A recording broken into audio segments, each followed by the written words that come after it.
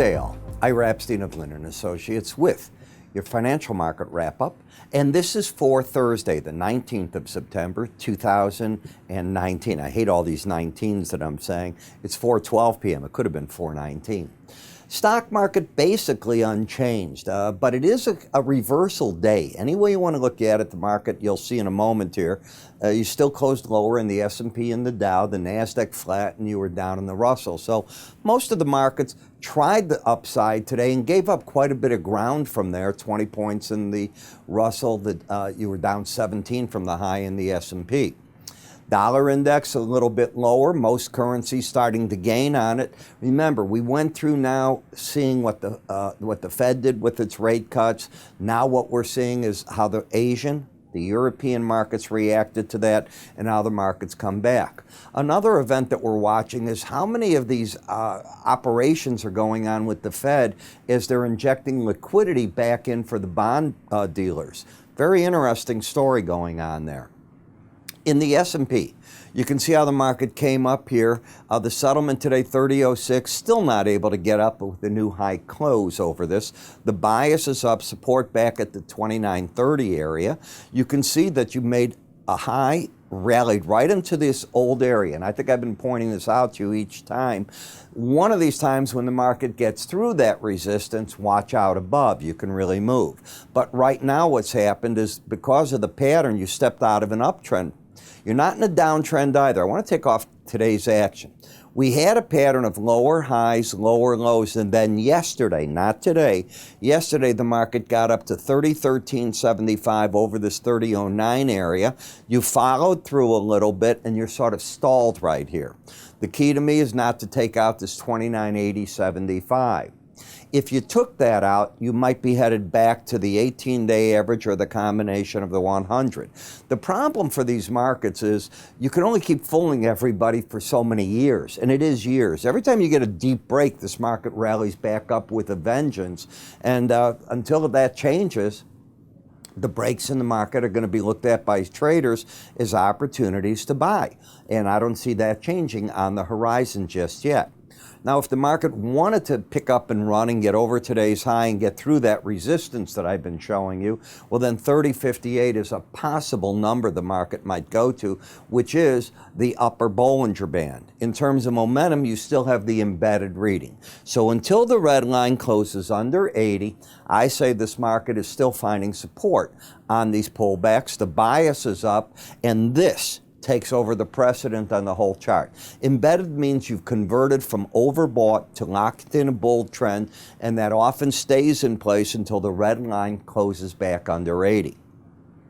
When we step into the NASDAQ, wow, you closed at 80.01. I mean, when you open, the question is, are you going to try to maintain that or not? It's been flirting each day, not acting all that strong. Yet this market, was able to close unchanged. It still has a pattern of higher lows, higher highs. And I'll repeat what I said on the other chart. You still have the 18-day and the 100 as your support levels, but are you going to lose upside momentum? That's the big question.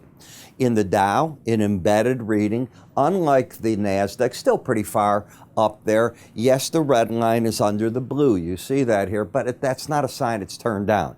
It's waffling, and we see that in prices. The market is back into this old resistance area, right? So when you see those type of resistance areas, you understand that just slicing through them, not the easiest thing to get done.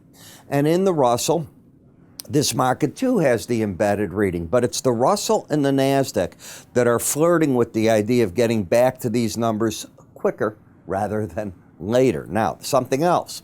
If you take a look, the 18-day average closed today over the 200-day average. That won't go away instantly. So that's going to probably be a support zone. So you've got three numbers that are coming together, 1540, 1527.75, and 1527.50. Look at how narrow they're coming in there. I'd look for support at those numbers on the next attack of them if it market can get down there, and it's looking like it might. The cash VIX And this is VIXY if you watch the symbol. The market is embedded, still acting like a market that's got the higher high, lower low. I'm going to repeat, the lower Bollinger Band. Now, there's two VIX symbols, by the way. This is the one based on, I believe, the futures. And it's the cash, but 1185 would be a number that I'd be watching. Do I think it'll get there is the better question. We know where the resistance is. It's the 18 and the 100-day. What else is going on this chart? It wouldn't surprise me tomorrow for the 18-day average to get under the 100, which would be called a bearish crossover. So if this market's going to get that with it, often you take out the current low. Don't know if it'll happen or not. It's not a prediction, but it's what often happens. And again, you have the embedded reading. So while you're giving up some momentum in stocks in certain of the indices, this is saying it's a passing phase until that flips to the upside. In the bond market, looks to me like just a correction of a market that had dropped very hard, getting a bounce off the lows. We got as low as 157.17. So we've come up 3 full points. That's quite a bit of a rally away from the upper Bollinger Band. You're still in oversold territory, but still in a downtrend. And resistance going to be up here wherever that 18-day average comes in. If the market starts taking out the low of today, the swing line would drop to wherever that high is, looking for further continuation. However, when you're oversold, the only way you work out an oversold condition is embedding or trying to get sideways to higher in pricing. In the 10-year notes, you still have the lower highs, lower lows, and just like the bond market, you can see the slow stochastic is oversold, trying to correct a bit. A lot of support here in the 128.09 to 128.02 area.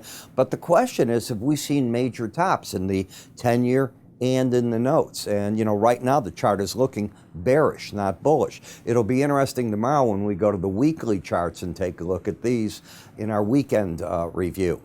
In TLT, a 40-cent rally, oversold condition. Now, let's take a better look at this chart. I'm going to come here and come back like that. Both numbers today are not under 20. Agreed? One number is 24.34. Yesterday, both numbers under 20. The day before, both under 20, and the day before. So what we did today is we lost the bearish momentum in the market. Now, admittedly, there it is. Yeah, we lost the bearish momentum in the market, which often leads to price and the 18-day average making a run at each other. Tomorrow's the key day. You can only get back to embedded, which means you're locking back in that bear trend on the day after you lose it. So tomorrow when the market, when you wake up, it's probably going to be open. It won't be. It's going to be 8:30, so you have to wait till the ETFs open. In the dollar index, the settlement today was 97.84. So we have a pattern of lower highs, higher lows. We keep hitting the 18-day average and we get no follow-through. The nod right now goes to the bear because you've got the lower highs and you had a lower low legacy. However, whenever I see this, I don't know what to do with it. How's that? And I'm looking at a market that each time it's trying to break, well, you're getting closer on these Bollinger Bands. The question is, has the dollar, in some manner or other, is this basing or topping out? Chart hasn't said anything. In the eurocurrency, I'd expect the flip-flop, and you got it. Today, the 18-day average, you closed over it. You have a pattern of higher lows, but you have lower highs. So they're flip-flopping, and they're narrowing in like that on the charts. Question is, can this market rally? In the British pound, you finally hit the 100-day average and the Bollinger Band, and you're at that brick wall number. To the advantage of the pound is the fact that you have the embedded reading. Look and watch the lows that we're getting. You had an outside day up today. You don't want to see today's low taken out. It'd be a warning sign that the market wants to pull back to the 18-day average, but this rules the day, nothing else. This is going to rule the day. As long as it stays embedded, it's bullish. It has hit its upside targets. Now, they finished the hearings in front of the Supreme Court in the UK We now are waiting for them to rule on either the favor of Boris Johnson or in Parliament's favor, where the Parliament would get called back into session, be forced to by Mr. Johnson. I also understand that Mr. Johnson has, past tense now, delivered to Mr. Juncker, the President of the European Union, his plan for a Brexit. Mr. Juncker he hasn't read it, he liked that he had gotten something. Remember, Mr. Juncker's term ends October 31st. He's going to like everything. He'd like to go out on a good, positive note, I would think. Japanese yen, you still have the embedded reading, but today you had a warning sign. You had an outside day up. Until you lose this, I would expect to see the pros step in at these resistance areas, the 100-day average all the way up to the 18 as sellers. Lose the embedded reading, and I think you neutralize the market for the moment. In Bitcoin, you reached down today, and you know what I'm going to tell you, you went right into this area of the Bollinger Band, the 18-day average. You got as low as today, 96.05, 96.70 was the 100-day average, and 95.70 the Bollinger Band. Once you got there, the pros covered. Look at where the market got back to. That's quite a move, almost $400. When we take a look at the Brent versus WTI, you're widening the premium out as Brent gains more premium than our WTI, and you get to see the Brent here. It tried to make a run yesterday for the 100-day average, couldn't quite get to it, but in the process you still have higher lows, higher highs. This area over that Bollinger Band became excessive, and the market's no longer in excessive territory. Momentum is not telling much of a story. It's drifting to the downside while price is going up. They're not quite in sync with each other. In the WTI crude, you made a higher high, you closed higher, but if you take out this low of 57.58, you're putting in the possibility here of getting back to the 100-day average to the 18. More important, if you take that out, you get lower highs, lower lows. You can take that out, by the way, today's low, and still get the swing line to turn down. The key will be getting back over today's high tomorrow. So we're at an interesting point. And again, momentum is not in sync with the rise in price. It's gradually working its way down. In gasoline, overbought, comes back up here, but this market's looking tired for the time being. You got higher lows, higher highs. I truly don't understand why gasoline jumped as much as it did off the Saudis. Our gasoline hasn't left our shores yet. I'm sure that's what it is, people coming in to bid it and send it somewhere. Nat gas, what just happened today? Come on, you lost your embedded reading. So unless you gain it back right away, I expect the pros to be selling this market, looking for the 18-day average as the first opportunity on the downside. Has this market peaked out? If you keep the reading lost, the answer is it's certainly stepped out of the current uptrend. That would be my answer on it. You know, one of the things we try to do here is give you tools to trade with. And part of those tools come with some of these indicators. Now, you get a market like you're watching in these energies I just got off of.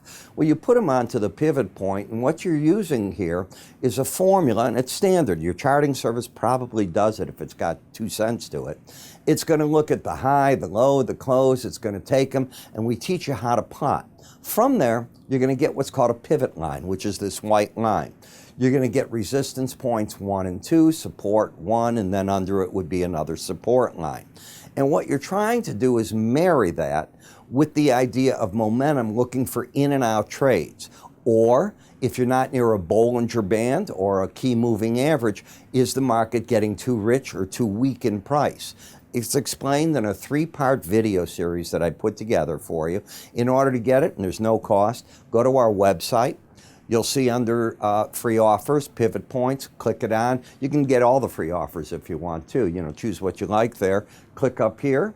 If you see this icon right above me, it'll take you to our site. And of course, the old way, you can call us and we'll take care of everything right then and there for you. I'm Ira Epstein. You have a good day. I'll speak to everybody tomorrow.